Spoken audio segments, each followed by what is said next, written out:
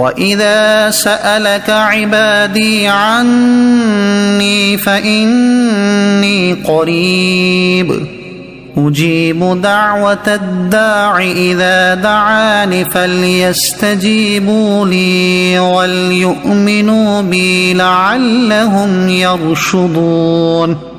ترجمہ: اور اے حبیب، جب تم سے میرے بندے میرے بارے میں سوال کریں تو بے شک میں نزدیک ہوں، میں دعا کرنے والے کی دعا قبول کرتا ہوں۔ جب وہ مجھ سے دعا کرے تو انہیں چاہیے کہ میرا حکم مانیں اور مجھ پر ایمان لائیں تاکہ ہدایت پائیں۔ وَإِذَا سَأَلَكَ عِبَادِي عَنِّي، اور اے حبیب جب تم سے میرے بندے میرے بارے میں سوال کریں۔ تفسیر صراط الجنان میں ہے، اس آیت میں طالبان حق کی طلب مولا کا بیان ہے، جنہوں نے عشق الہی میں اپنی خواہشات کو قربان کر دیا، وہ اسی کے طلبگار ہیں۔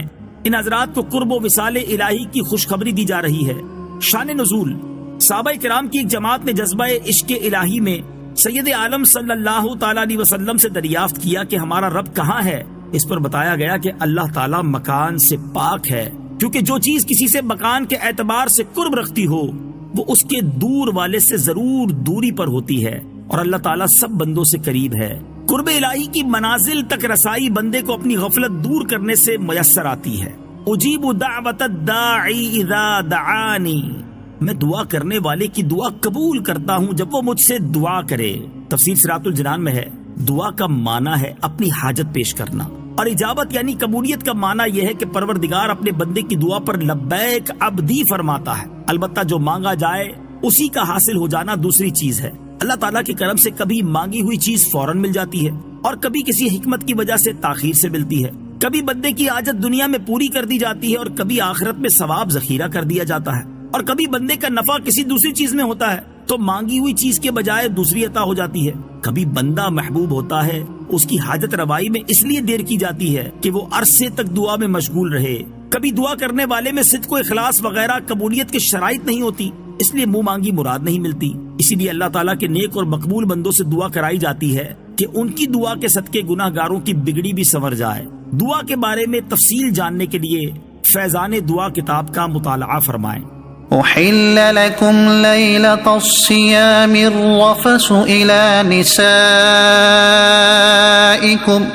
هن لباس لكم وأنتم لباس لهن علم الله أنكم كنتم تختانون أنفسكم فتاب عليكم وعفى عنكم فالآن باشروهن وابتغوا ما كتب الله لكم وكلوا واشربوا حتى يتبين لكم الخيط الأبيض من الخيط الأسود من الفجر ثم أتموا الصيام إلى الليل ولا تباشروهن وأنتم عاكفون في المساجد تلك حدود الله فلا تقربوها كذلك يبين الله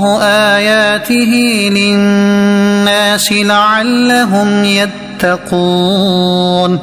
ترجمہ: تمہارے لیے روزوں کی راتوں میں اپنی عورتوں کے پاس جانا حلال کر دیا گیا، وہ تمہارے لیے لباس ہیں اور تم ان کے لیے لباس ہو۔ اللہ کو معلوم ہے کہ تم اپنی جانوں کو خیانت میں ڈالتے تھے تو اس نے تمہاری توبہ قبول کی اور تمہیں معاف فرما دیا، تو اب ان سے ہم بستری کر لو، اور جو اللہ نے تمہارے نصیب میں لکھا ہوا ہے اسے طلب کرو، اور کھاؤ اور پیو یہاں تک کہ تمہارے لیے فجر سے سفیدی یعنی صبح کا ڈورا، سیاہی یعنی رات کے ڈورے سے ممتاز ہو جائے۔ پھر رات آنے تک روزوں کو پورا کرو اور عورتوں سے ہم بستری نہ کرو جبکہ تم مسجدوں میں اعتکاف سے ہو، یہ اللہ کی حدیں ہیں تو ان کے پاس نہ جاؤ۔ اللہ یوں ہی لوگوں کے لیے اپنی آیات کھول کر بیان فرماتا ہے تاکہ وہ پرہیزگار ہو جائیں۔ احل لکم، تمہارے لیے حلال کر دیا گیا۔ تفسیر صراط الجنان میں ہے، شان نزول: شروع اسلام میں افطار کے بعد کھانا پینا، جماع کرنا نماز عشاء تک حلال تھا۔ نماز عشاء کا وقت شروع ہونے کے بعد یہ سب چیزیں بھی حرام ہو جاتی تھی، یوں ہی سونے کے بعد بھی یہ چیزیں حرام ہو جاتی تھی اگرچہ ابھی عشاء کا وقت شروع نہ ہوا ہو۔ بعض صحابہ کرام سے رمضان کی راتوں میں ہم بستری کا فعل سرزد ہوا، اس پر وہ حضرات نادم ہوئے اور بارگاہ رسالت میں صورتحال عرض کی تو آیت اتری اور فرما دیا گیا کہ آئندہ تمہارے لیے رمضان کی راتوں میں اپنی عورتوں کے پاس جانا حلال کر دیا گیا۔ نیز اللہ تعالیٰ کو معلوم ہے کہ تم اپنی جانوں کو خیانت میں ڈالتے رہے ہو، لیکن اللہ تعالیٰ نے تمہیں معاف فرما دیا اور آئندہ کے لیے اجازت بھی عطا فرما دی۔ آیت میں خیانت سے وہ ہم بستری مراد ہے جو اجازت سے پہلے رمضان کی راتوں میں مسلمانوں سے سرزد ہوئی تھی۔ وَابْتَغُوا، اور تلاش کرو۔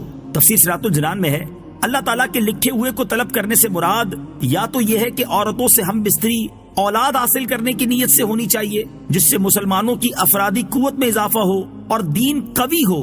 ایک قول یہ ہے کہ اس سے مراد شرعی طریقے کے مطابق یہ فعل کرنا ہے، اور ایک قول یہ بھی ہے کہ جو اللہ تعالیٰ نے لکھا اس کو طلب کرنے کے معنی ہے رمضان کی راتوں میں کثرت سے عبادت کرنا اور بیدار رہ کر شب قدر کی جستجو کرنا۔ وَكُلُوا وَاشْرَبُوا، اور کھاؤ اور پیو۔ تفسیر صراط الجنان میں ہے کہ یہ آیت حضرت سرما بن قیس رضی اللہ تعالیٰ عنہ کے حق میں نازل ہوئی۔ آپ رضی اللہ تعالیٰ عنہ محنتی آدمی تھے۔ ایک دن روزے کی حالت میں دن بھر اپنی زمین میں کام کر کے شام کو گھر آئے، بیوی سے کھانا مانگا، وہ پکانے میں مصروف ہو گئیں اور یہ تھکے ہوئے تھے اس لیے ان کی آنکھ لگ گئی۔ جب بیوی نے کھانا تیار کر کے انہیں بیدار کیا تو انہوں نے کھانے سے انکار کر دیا، کیونکہ اس زمانے میں سو جانے کے بعد روزہ دار پر کھانا پینا ممنوع ہو جاتا تھا۔ چنانچہ اسی حالت میں آپ نے دوسرا روزہ رکھ لیا جس سے کمزوری انتہا کو پہنچ گئی اور دوپہر کے وقت بے ہوش ہو گئے۔ تاجدار رسالت صلی اللہ تعالی علیہ وسلم کی بارگاہ میں ان کا حال بیان کیا گیا تو ان کے بارے میں یہ آیت نازل ہوئی اور رمضان کی راتوں میں کھانا پینا مباح فرما دیا گیا۔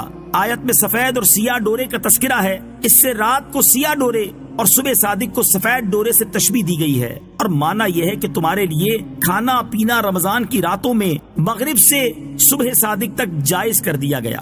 صوم وصال کا حکم، یاد رہے کہ بغیر افطار کیے اگلا روزہ رکھ لینا اور یوں مسلسل روزے رکھنا صوم وصال کہلاتا ہے اور یہ ممنوع ہے۔ اس کی اجازت صرف حضور پر نور صلی اللہ تعالی علیہ وسلم کو تھی اور یہ آپ کی خصوصیات میں سے ہے۔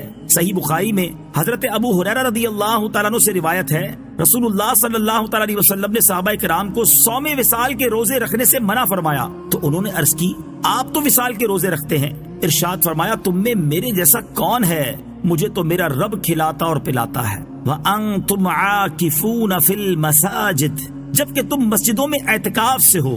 تفسیر صراط الجنان میں ہے، اس میں بیان ہے کہ رمضان کی راتوں میں روزہ دار کے لیے بیوی سے ہم بستری حلال ہے جبکہ وہ معتکف نہ ہو، لیکن اعتکاف میں عورتوں سے میاں بیوی والے تعلقات حرام ہیں۔